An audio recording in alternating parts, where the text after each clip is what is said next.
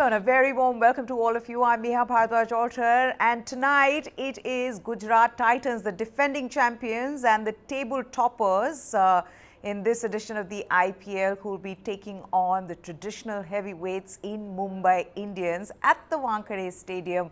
How good have Gujarat Titans been? Their campaign has been on track from the very beginning.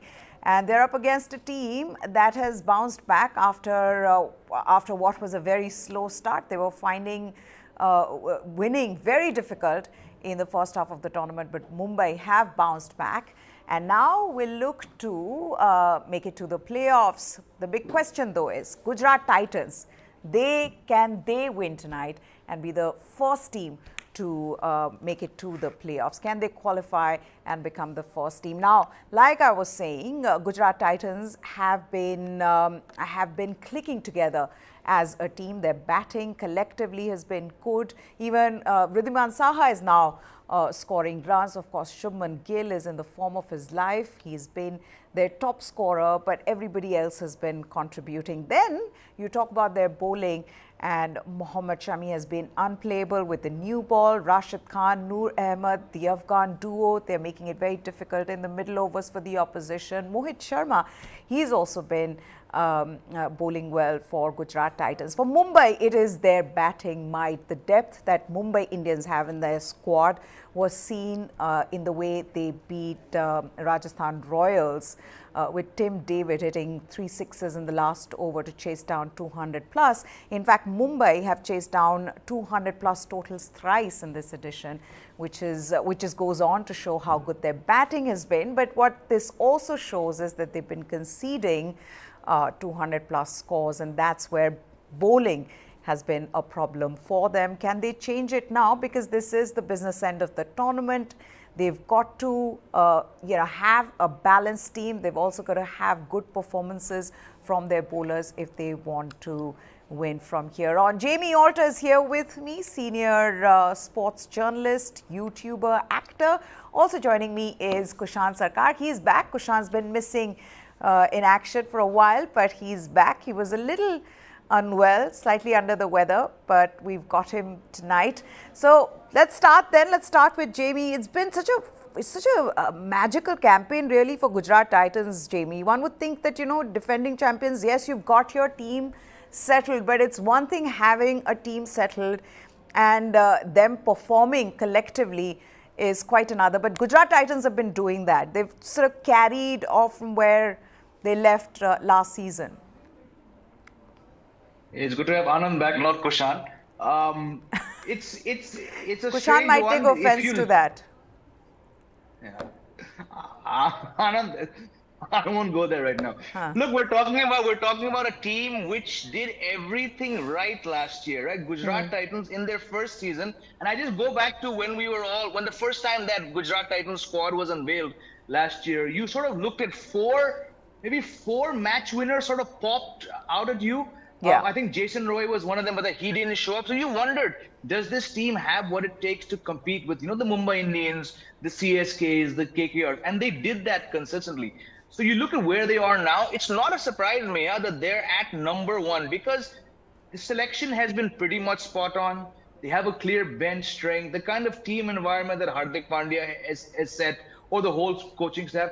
They just look like a team that's having a lot of fun, right? Even the odd matches they've lost, one was very close, and then one time they were chasing 130 odd and it didn't work out. Hardik Pandya was the first to say, "Yaar, aaj nahi hua mere se." It's okay, right? So when you get that kind of a vibe from a team, it's no surprise that they're here where they are. On the other hand, Mumbai, I mean, we know five-time winners, winning is in their DNA. But since they let go of some very, very important players, that auction reset, they're really struggling to figure out what it needs. Yes, they have 12 points, but comparing these two teams, I mean, Mumbai Indians will have to play outstandingly well, because the one weak link we're talking about a few weeks ago when Anand was here, the Saha gets 83 or 40 odd balls. Where is the weak link in that batting? And they're up against a team which, again, barring Berendorf to a small extent, and then Piyush Chawla, just doesn't have bowlers. So we could be seeing 250 if Gujarat bat first today. Is that something you are expecting as well? And it is going to be difficult. I mean, this is really, Wankhede has been a graveyard for bowlers. You saw what happened last time as well, and the ease with which Suryakumar Yadav, chased down 200. In 16.3 overs. I mean, Mumbai that way would have the confidence, Anand, because that match showed their batting might yet again, But it's the bowling which will come under a lot of pressure tonight.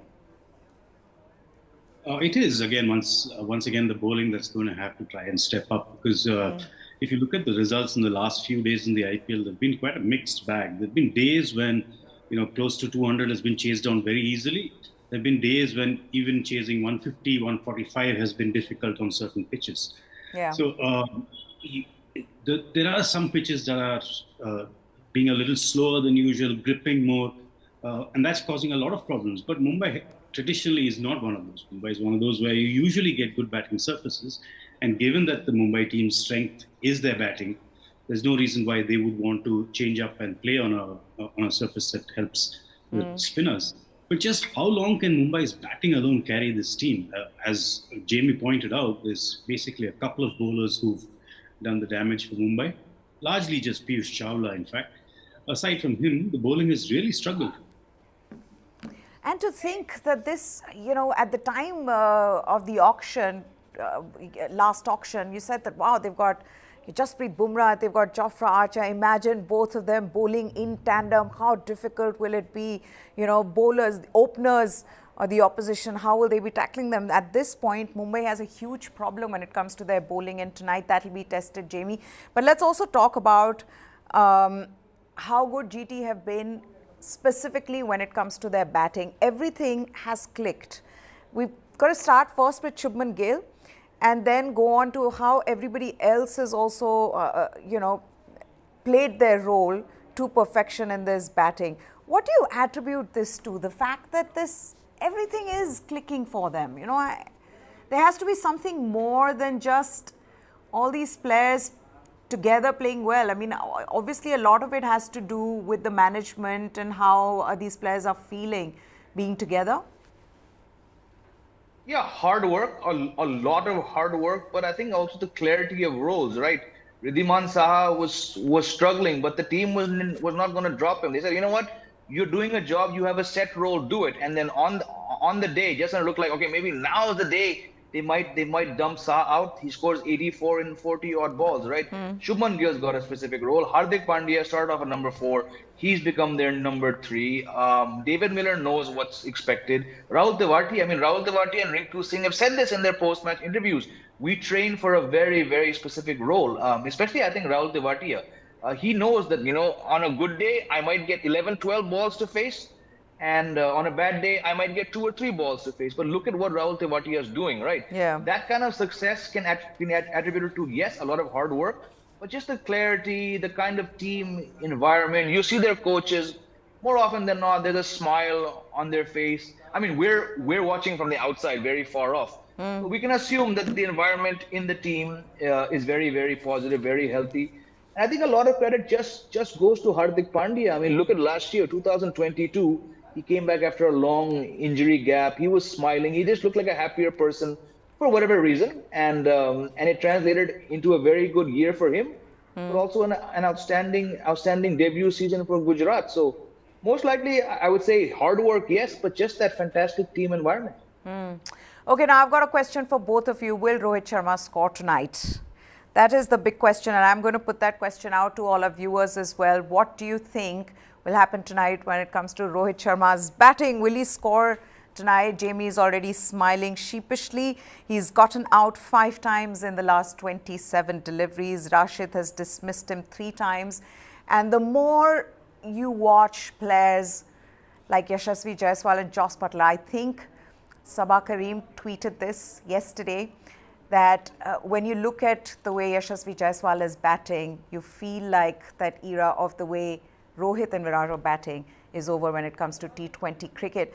But Rohit Sharma under tremendous pressure to score runs, and Mumbai would want him to score runs. Let's put that question then to Anand. Anand? Well, yes, I don't think you can expect Rohit to go through an entire season of the IPL without one big knock. He's the kind of player who like, literally takes games on himself.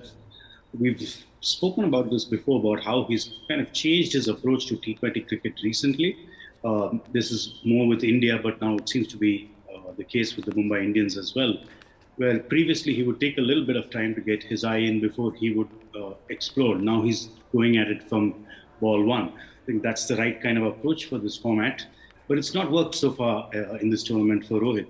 He hasn't really looked like he's been out of form or he's got a particular technical flaw or things like that. It's just that he hasn't been around long enough to actually show us what he's capable of and put together an innings of substance that can make an impact on the game. So I would not rule Rohit Sharma out, irrespective of the run of low scores that he's got. You know that once he gets past that 15-20 ball mark, then there's a giant score coming from him. So no, I would not rule him out. Jamie, do you see that bad patch that he's going through changing tonight? Can we see a big score from Rohit Sharma? I mean, I think if there's one venue where you expect him to score runs, it is of course the Wankhede. It's either got to be there or it's got to be the Chinnaswamy. And again, I mean, it's strange because Anand is right. He's not barring that one shot he played against Chennai when Dhoni came and stood right behind him. The shots have been pretty much, I mean, they're what you expect. On another day, it's going to go 2 feet over mid-off's head. On the other day, it's going to go 5-6 feet wide of the gully and point fielders. So again, he's not looked bad, but I don't know, the way he's been batting, the low scores, it's entirely up to him. You often see him with that, that half sheepish smile on his face. It's okay, I don't look about this, but clearly inside something is obviously has gotten to him. Because and I agree with Anand, if he can get to 15, 18, 20 balls, that big score is there. But does Rohit right now want to change that template which Anand's talking about, which has worked more or less for him? Does he want to change that? I don't know. With Mumbai, a playoff spot on the line, is he going to try and change? He's probably going to come out and just start batting the way he has been, with the hopes that, like I said, a few balls go over the fielder. They sneak in by the keeper for a couple early boundaries. I think the low scores, the ones and twos, and the ducks, 16 ducks he's got now, that's probably problematic, because as a batsman, you get a couple boundaries early on, and all of a sudden, you feel a lot better. Is a big score going to come? I don't know, because I think Rashid Khan's got his number. Rashid Khan has started increasingly bowling the 5th or 6th over in the power play. So even if Rohit Sharma does get a start into the 4th over or something, you might see Hardik Pandya toss the ball to Rashid, here, bowl the 5th over. So I don't know. I just think given the quality of Gujarat's bowling, this might not be the day. This might not be the day, because there's Mohammad Shami, who's been unplayable with the new ball. There's also Hardik Pandya, who got him out in the last game that they played in Ahmedabad. So it's not going to be easy for Rohit Sharma. But everything else, other than Rohit Sharma, all the other batters have done well. We've got to talk about Surya Kumar Yadav and how good has he been. The last innings, Anand, he was scoring runs, but he hadn't gotten back to that crazy, mad Surya Kumar Yadav state, where he was making impossible shots look so good and so easy. Do you think that the innings that he played against Royal Challengers Bangalore was one such innings? I was telling this to Jamie as well, that it reminded me of his batting in Trent Bridge. I mean, all those shots, and some of those shots, you just said, wow, this is Surya Kumar Yadav at his best. So in that sense, it's taken him these many matches after that lack of form to actually come in full flow? I think so. I think also the thing with Surya Kumar Yadav is what was so good about him when he was going through the purple patch was that he was not premeditating his shots. He was just reacting to what the bowlers served up to him. And he was reacting in ways that other batsmen perhaps don't, can't or don't have the imagination to do. Taking the bowler on in various different parts of the ground. I think when a few low scores happened and then he started to premeditate his shots a little bit more was where he was getting himself into trouble. I think in the last game he showed very clearly that there's no need for him to do that. He's got quick enough judgment, he's got fast enough hands, he's got great reflexes to just wait, see where the ball is, where it might be heading, and then send it on its way. Because he has the full range of shots all around the ground. There's no doubt about that. I don't think he was ever quite down on confidence. Some players can get bogged down by a run of low scores, but he knows that the way he plays, it's a high risk kind of approach. And there are going to be, stretches of 5-7 matches when the real big score doesn't come. You can see even when he's, batting on a pretty big score, it doesn't look like he slows down or he's, trying to consolidate at any stage. He just looks at the ball and reacts to it and hits. I think as long as he does that, Mumbai Indians would be very happy with whatever runs come off his bat. Okay, so we've got a result to our poll. We put the poll in the comment section below with who will win tonight, and it's GT. 83% of people saying GT will win tonight and not Mumbai Indians. So they agree with you. But let's just continue with that conversation on Suryakumar Yadav. Jamie put on a bit of weight, hasn't he? Even in the last match, at the post-match presentation, put on a sweatshirt and came out. They were playing at the Wankhede. But he's been enjoying his time here, because I remember having a conversation with his dietitian. I think it was a couple of months back, and she said that he's very particular, and that has been one of the things, his fitness and how he's taking this whole Sky 2.0 with better fitness very seriously. But right now it seems like he's taking a bit of a break. Did you notice that too? Yeah, in fact, I noticed it a few matches ago that he's not as, let's say, as trimmed as he was last year around. But I mean, look, when he's batting like that and the reflexes are there, I mean, I don't think he's going to mind. The team is going to mind.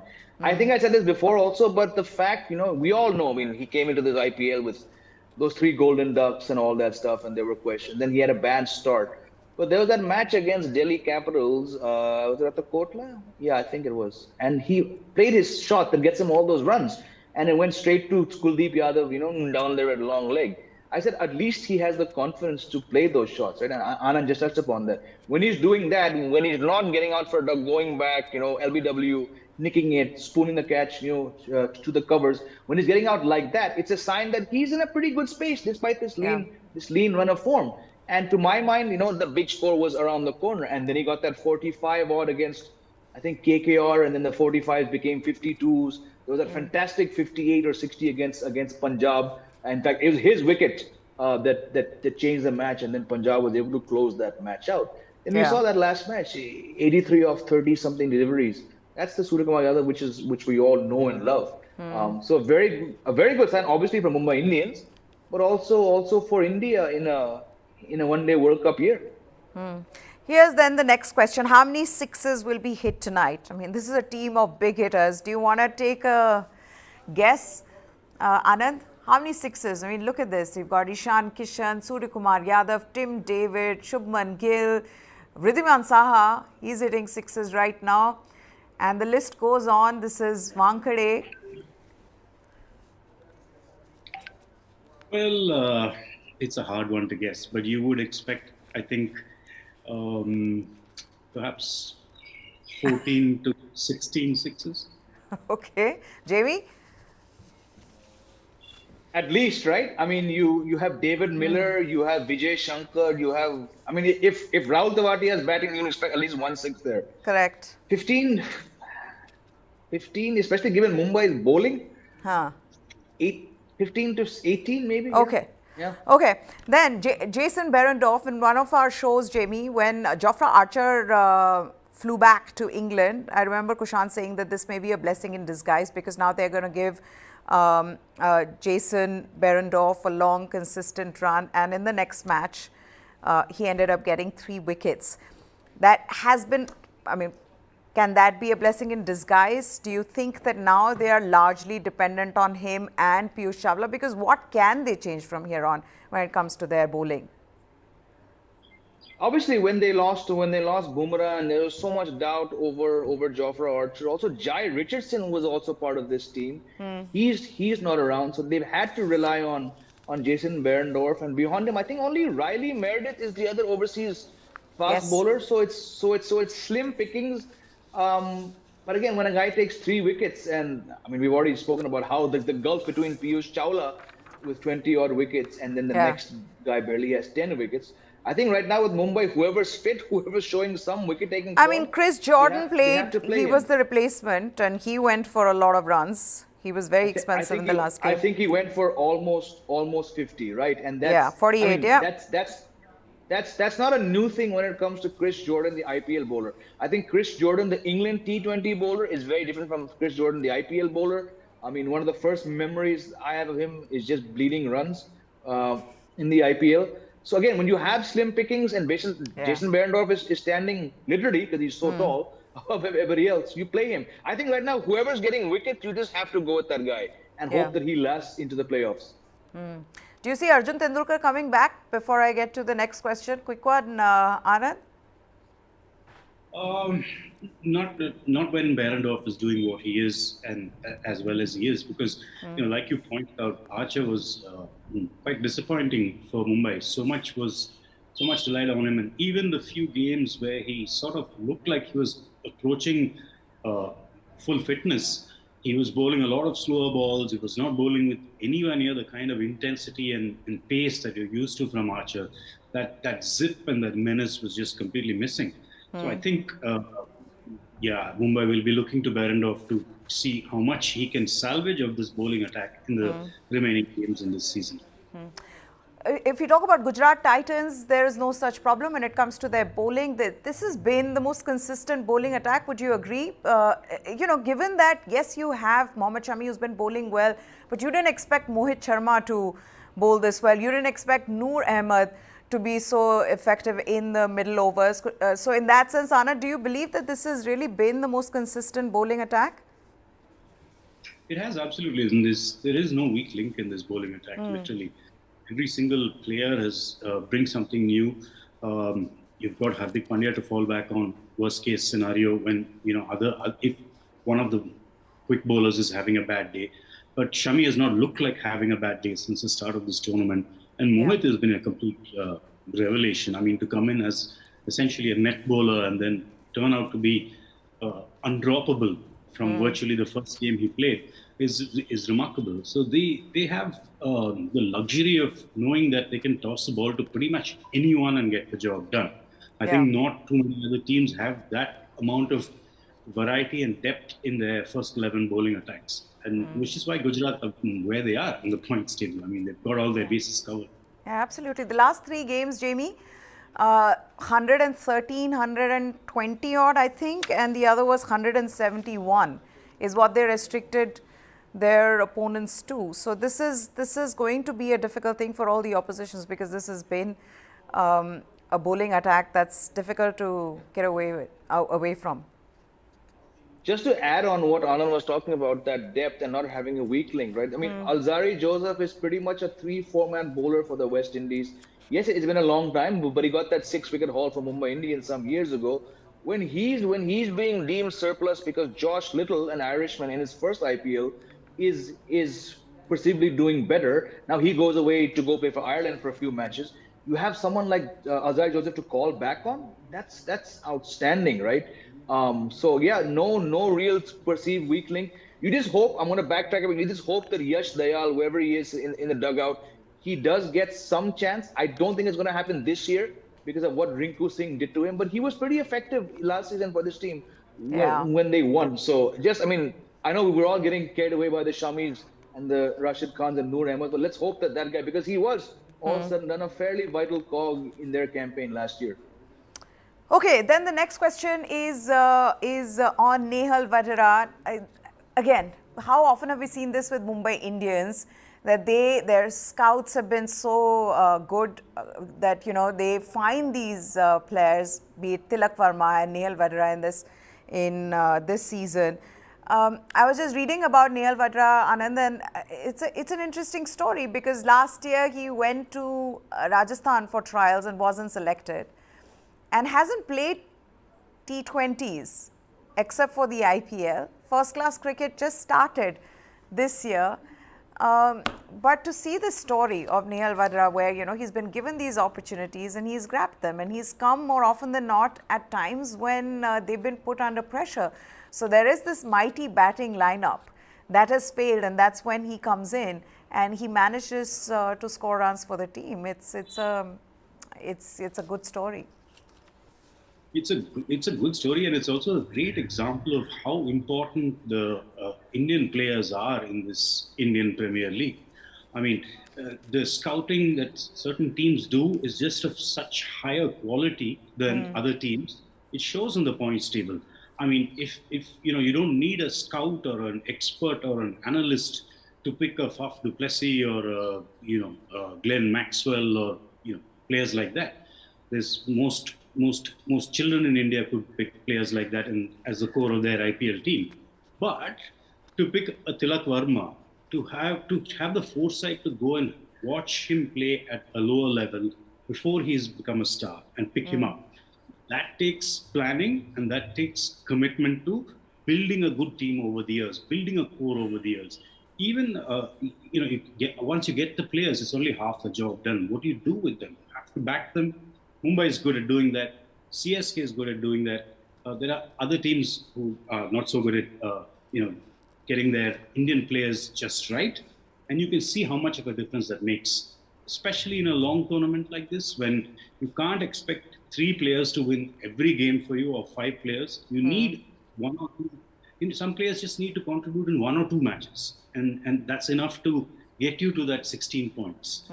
That's the difference between ending up with 12 or 14 points and actually getting across the line and qualifying to the playoffs. That's where that depth comes in, and that's where that scouting comes in. And hats off to Mumbai for the way they've managed that over the years. Do you see Mumbai Indians making it to the playoffs, Jamie? I do. Because yes, as awful as the bowling has been outside Piyush Chawla, when you're able to consistently chase 210, 215, I think it's very much possible. Plus, this team, like CSK, they get into these IPL seasons expecting no less than making it to the playoffs, right? It's not been easy, but the fact that they're here, they're in the top 4. Today's match is going to be extremely tough because of that quality bowling attack we've spoken about. But I think Mumbai Indians could probably end up at number 4. What about you, Anand? Yes, I would be surprised if they didn't make it, actually. I mean, I know this is a bit of an odd thing to say given how they began this year, because it began very slowly. Yeah. But also this is a team that is being built with an eye to the future. So I think to that extent, the expectations are perhaps just a little less than they would normally be on a big marquee team like the Mumbai Indians. So I think from this stage on, they will play as though getting into the playoffs is a bit of a bonus. Not necessarily something that they desperately must make. I think that will help them free themselves up a little bit, and if they just stick to their template, which is the batting doing 80% of the work, I can't see why they shouldn't make it to the playoffs.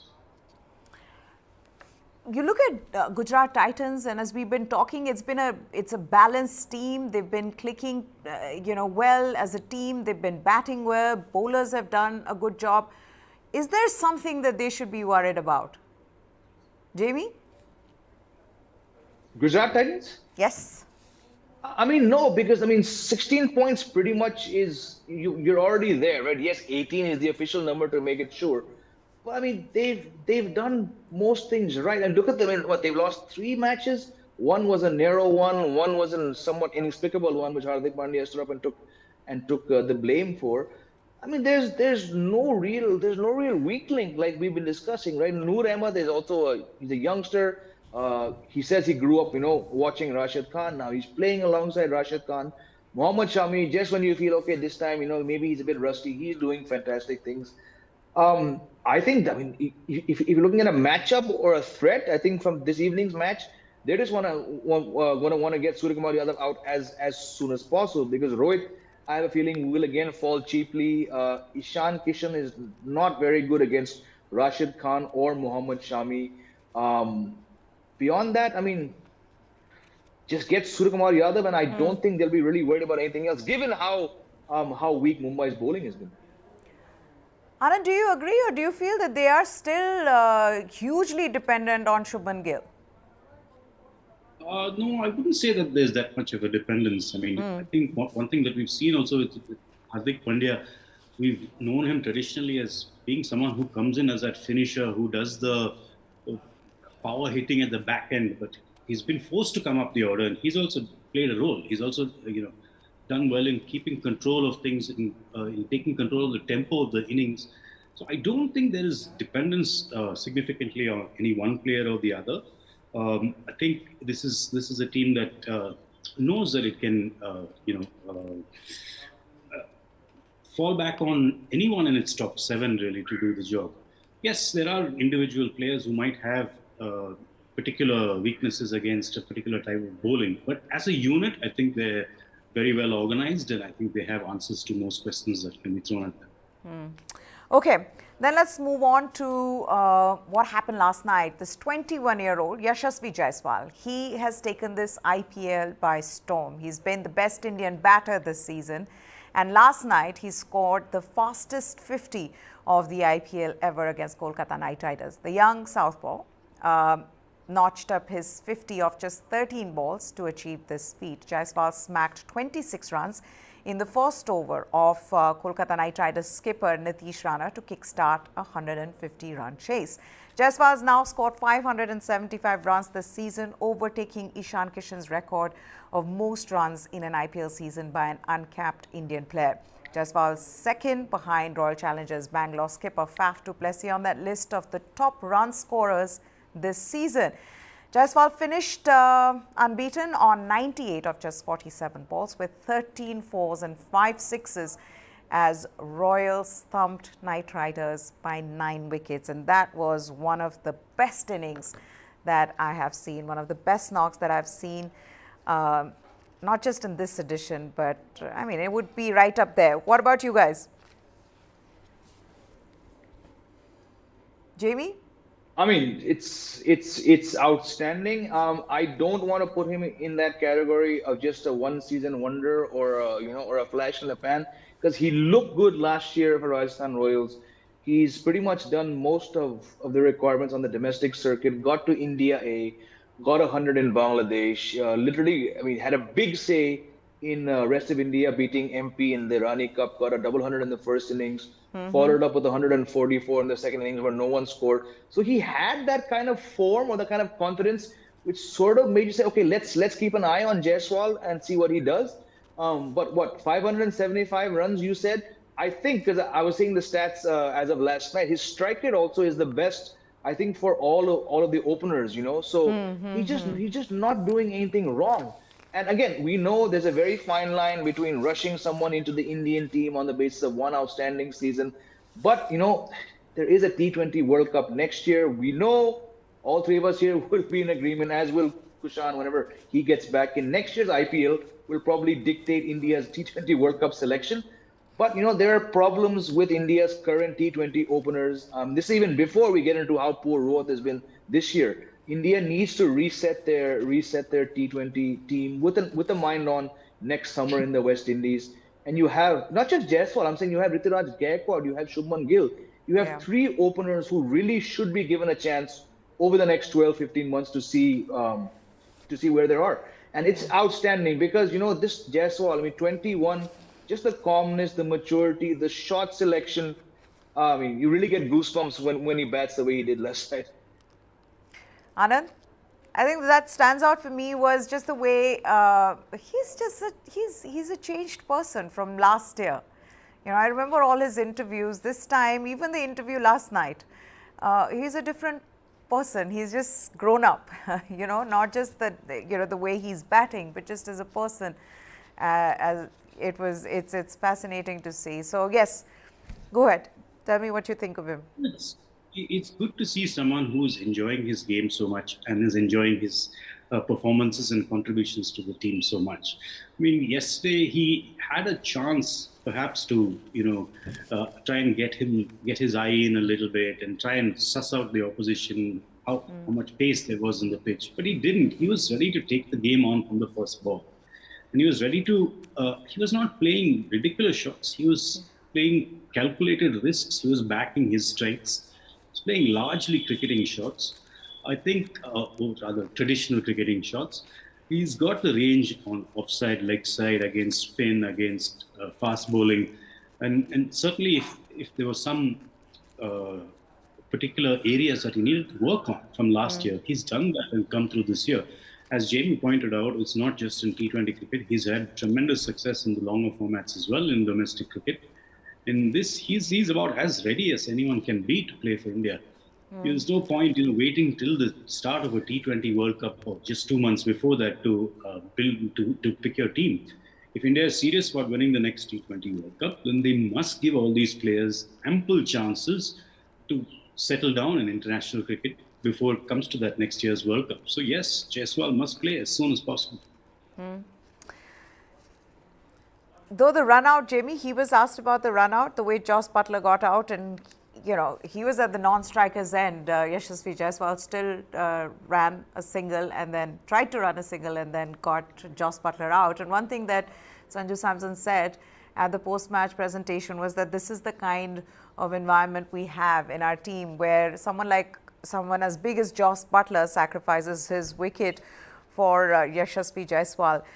It helps that, he's got that kind of environment where he's doing well because, I remember 3 seasons and he wasn't really scoring runs. So he would come into this IPL every season having scored runs in domestic cricket, but just wasn't able to bat well here. So this has been a change really this season. Yeah, I think the difference is, look, he looked pretty good last season. He got some starts, but the volume of 50s were not what it is right now. And it's probably just, obviously with age, you learn more, you play more, but probably the confidence of getting into India A, going to Bangladesh, scoring that 100, and then, like I said, he pretty much, not single-handedly, but he had a big say in how rest of India defeated MP, right? So these things, and I think the rest of India match was a few weeks before the IPL, if I'm not mistaken. So coming in with that kind of confidence, then you get back in that dressing room, you're sharing a hotel, you're in the bus with these guys. From the outside, again, it looks like a fairly chilled out environment. But just to like Anand talking about, to know exactly what shots to play, to be at the height of your powers at 21, get him in the team very soon. He's 1 run behind Faf du Plessis. At the end of the league stage, do you think he'll be the highest run scorer? He's already, I think he's already overtaken Ishan Kishan as somebody who scored most runs in an IPL season as an uncapped player, Indian player. Yes, Jamie? No, I'm saying we former Cricket Info people have a habit of jinxing people. So I'm not going to say anything because, yeah. Look, you look at him. If the team plays two more league matches and at least 2 more, he could be looking at 700 runs easily, 750 runs. But again, the jinx. But would you agree he is the best Indian batter this season? Anand? I'd say so. I think him and Tilak Varma, the two together, it's a bit neck and neck between the two of them. Because I think Tilak has also played some very crucial hands and has, displayed tremendous temperament. Jaiswal has been the most dazzling at the top of the order, just going out and playing freely and succeeding for so long, so often. So yes, most exciting prospect from this IPL, you would say. Does it make a difference when you have Joss Butler batting like the way he's batting at the other end, Jamie? In this case, at least this season, he's overtaken Joss Butler. But I'm saying, you're seeing someone who's batting like that. Absolutely, Joss Butler, Joe Root, though he's not had to do much. You're rubbing shoulders with these guys. Joss Butler, we've all been in press conferences when he's there. He just seems like a chilled out guy, very sorted, So the more you learn from this, and I think yesterday the fact that Joss Butler actually sacrificed his wicket for Jaiswal, it says a lot, like Sanju Samson mentioned. And it's not like, perhaps after that, Jaiswal was like, oh, no, I have to step up. He already hit 26 runs off the first over. Just to go back, like Anand was saying, he could have perhaps, settled down, nudged the ball around. He'd already taken 26 off Nitish Rana. Then Joss Butler gets run out. He probably felt, look, I have to owe it to Joss. I have to owe it to the team. But hey, I just got 26. So let's just see where it goes. And then 13 ball 50. I mean, that's just, Yeah. that doesn't happen very often. When someone's played a knock like that, should he be given grace runs? Like we had grace marks in school. Just give him the 100. I mean, 98, really. At one point, did you feel, because I felt that, because Sanju Samson was hitting sixes, and I kept saying, can he just get to his 100? You know, can Sanju Samson not chase the total down? Is that something they should look at? Because, I mean, he deserved that 100. He really did, Anand. Well, I don't think it's going to make that much of a difference really to anyone whether he ends up on 98 or on 100. I think that's the beauty of the T20 format. You might think about it more in Test cricket or in 50-over cricket, but in T20s, often the best contribution in a match is 25 runs in 5 balls or 7 balls. So I don't think the 100 is as much of a special thing in T20 cricket, although given the fewer number of balls, it's harder to get there. But somehow it doesn't seem like the players are dwelling on it too much. So I don't think we should either. Okay. Then let's just come back to the match tonight. Gujarat Titans versus Mumbai Indians. Gujarat Titans have the edge. But come on, can Mumbai win tonight? Jamie? I just don't think so, because Gujarat's batting is very, very good. But when you have Mohammad Shami taking out pretty much everyone he comes up against in the power play, Hardik Pandya is doing the job, Rashid Khan, Noor Ahmed, it's going to be very, very tough. Yes, I said at the start that this is the ground where Rohit would probably love to get back into form, but against this Gujarat team, very tough for them to win. What about you, Anand? I agree. Gujarat hold all the aces going into this game, but having said that, I think if it's a very good batting surface and it is Rohit Sharma's day, then it's not beyond the Mumbai Indians to beat Gujarat. But just looking at the lineups, looking at the history of the two teams in this tournament so far, definitely advantage Gujarat. The other thing being, I wanted to ask you this as well about the toss and, the team winning the toss. What should they look to do? Because now you're getting into that stage where you don't want scoreboard pressure, especially when on this ground it is more often than not 200 plus that you're chasing. So, Jamie, keeping that in mind, should the team winning the toss bat first? I mean, it's the Wankhede, so you would probably want to have that advantage. But you look at what's working for Mumbai.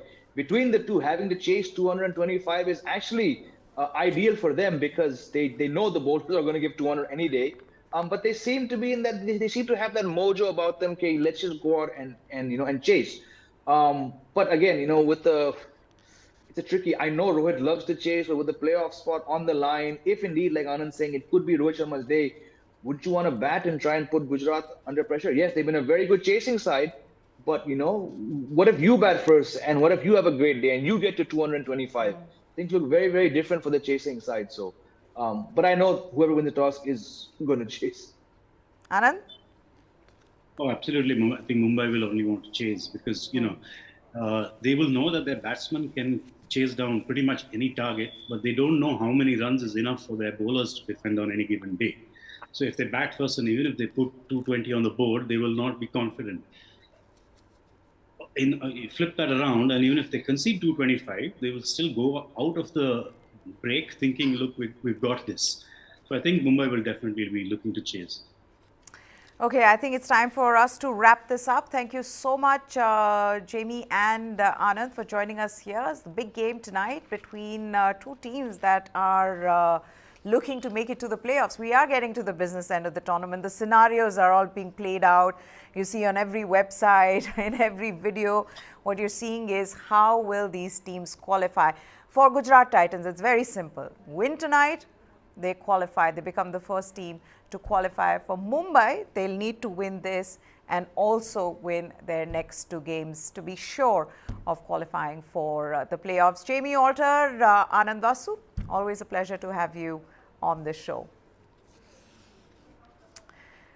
Okay, so there you have it. It is Gujarat Titans versus Mumbai Indians. And like I was just saying, both these teams want to make it to the playoffs. Gujarat have a team that has been doing well. They're already at the top of the tables, at the top of the points table, and a win tonight will make sure that they qualify.